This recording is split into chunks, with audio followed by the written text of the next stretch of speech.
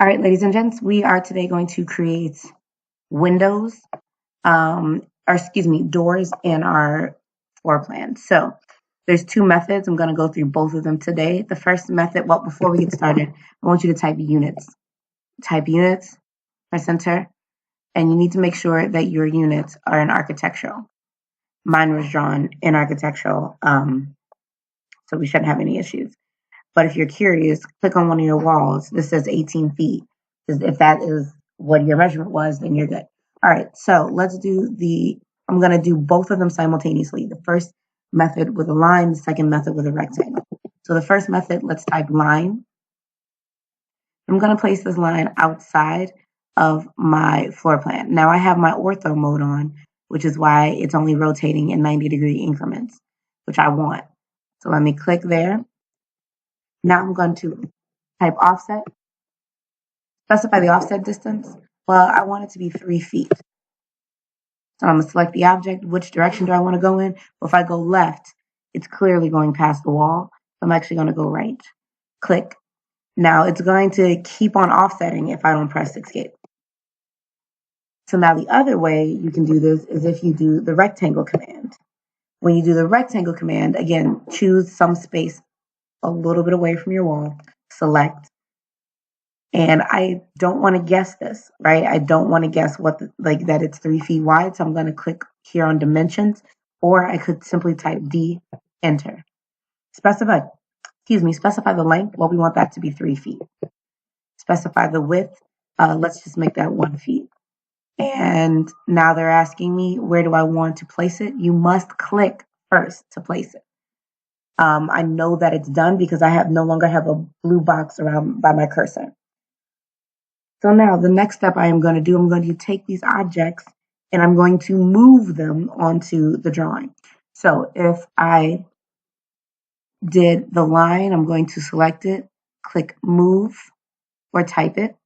I'm going to grip somewhere and then I want to place it so that both sides are overlapping, right? Like both sides, there's a little bit overlapping on each side of the wall. All right, the same thing is going to occur to my rectangle. Click it. Whoops, click it. M for move. Specify, let's just grab it at the center, drag it up so that it overhangs.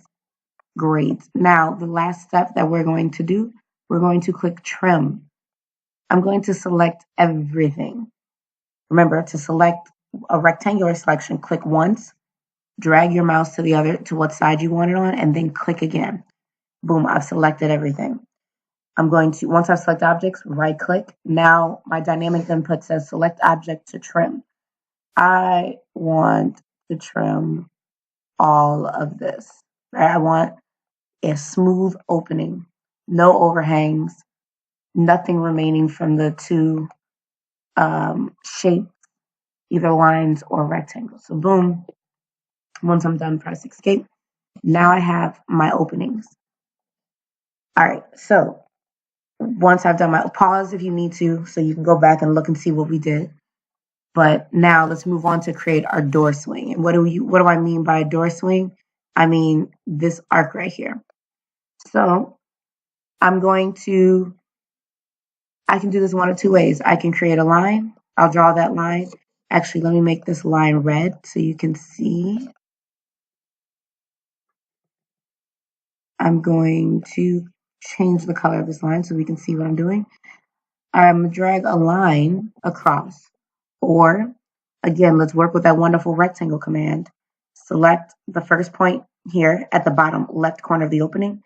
Drag the next point to the midpoint of the other side of the wall and click. So I have two ways I can do this again. For both of these, once I do it, I'm going to click rotate or type RO, rotate. Specify the base point. I want my base point here at the bottom left corner of the door. I'm going to click and now it says specify rotation angle. Well, because I have ortho on, it's automatically going to go down to 270 degrees. If I take ortho off, right, then it's a little harder to make sure I got a straight line. So let me turn it back on. And again, if you use your rectangle, rotate, specify base point. I want my base point at the bottom left corner of the rectangle. Drag it down for 270 degrees. All right, great. Now so if you have your line, essentially what you want to do is you want to offset it by 3 inches. My interior wall is 6 inches from here to here. So I know I want my door to be half of that, 3 inches. Select, offset, then click your line command and close it. Right, so now we're working with the same object on both sides. I don't need to join it. All right, so let's just zoom in on one of them right now so we can create our door swing, because there needs to be an arch that starts from here to here. So I'm going to go into arch command, but I'm going to go to start, end, and radius. Because I know the start point is here. The end point is here at the other side of the wall. And my radius, I'm just dragging it across. The radius is the length of the door, the width of the door. To actually go all the way to the edge. And click.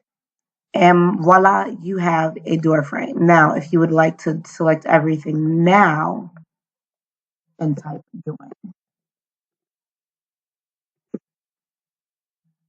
Now you have one object. All right, great job.